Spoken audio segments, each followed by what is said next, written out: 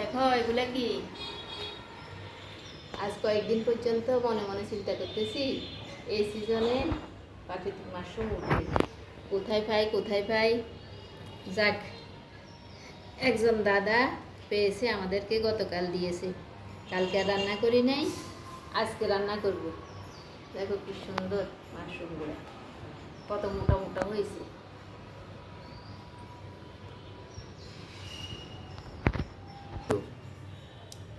মাশরুমগুলো সুন্দর করে ধুয়ে নিয়েছি, এখন কেটে নিব।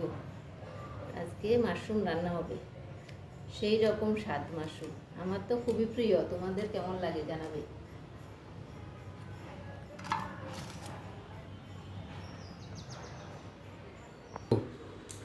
মাশরুম কেটে নিয়েছি।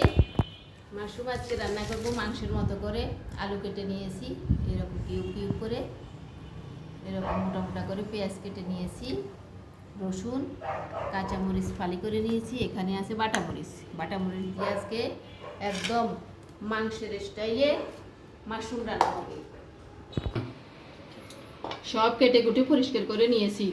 মাশরুম, পেঁয়াজ, আলু, রসুন, কাঁচামরিচ, বাটামরিচ, রসুন বাটা, আদা জিরা সব রেডি করে নিয়েছি। এখন চুলায় কড়াই বসিয়ে দিয়েছি, কড়াইতে তেল দিয়ে দিলাম।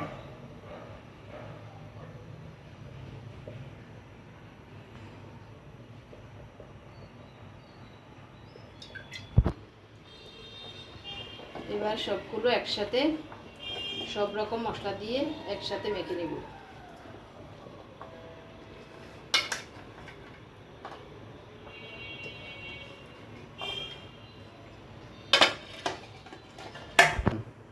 দিয়ে দিচ্ছি পরিমাণ মতো লবণ,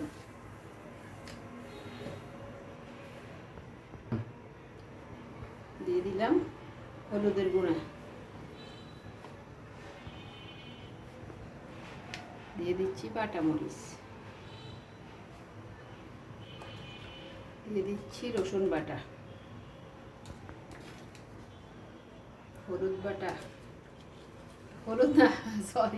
আদা বাটা,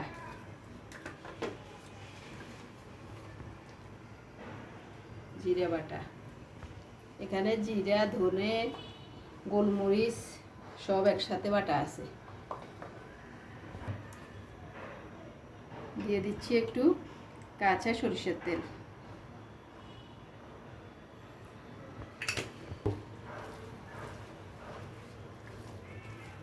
এবার সবগুলো একসাথে মাংসের মতো মেখে নেব।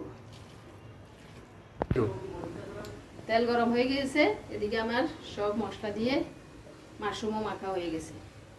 তেলে দিয়ে দিলাম তেজপাতা,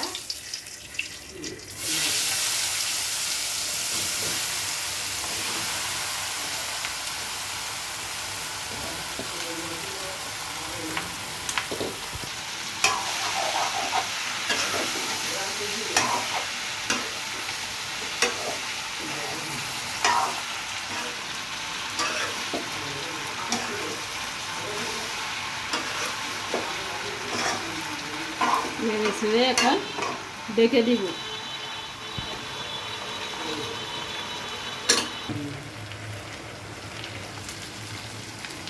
দেখো চারদিকে কেমন মাংসের মতো তেল বেরিয়ে গেছে, মনে হচ্ছে যেন মাংস রান্না করতেছি।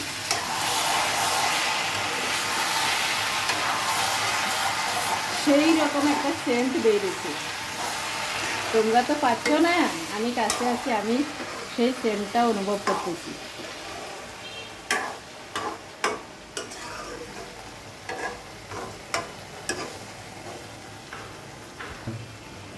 আবার ডেকে দিলাম।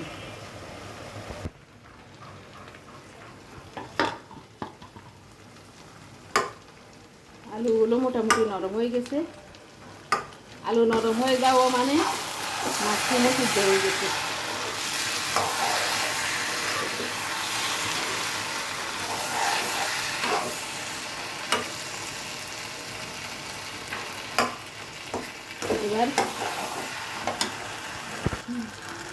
এবার ঝোল দিয়ে দিচ্ছি।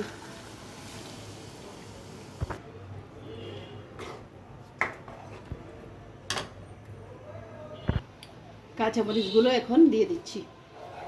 প্রথমে দিই নাই, প্রথমে দিলে কাঁচামরিচের গ্রানটা নষ্ট হয়ে যায়। এবার ফুটে উঠুক, ফুটে উঠলেই মোটামুটি মাশরুম রান্না হয়ে যাবে। তারপর গরম মশলা দিয়ে নামিয়ে নেব।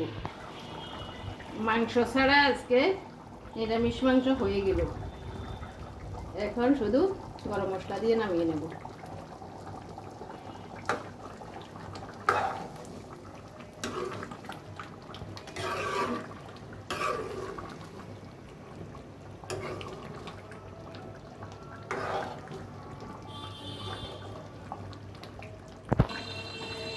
হয়ে গেল আজকের মতো নিরামিষ মাংস রান্না। এরপর আমরা খেতে বসবো। আজকের জন্য এখানে বিদায়, আবার দেখা হবে কালকে।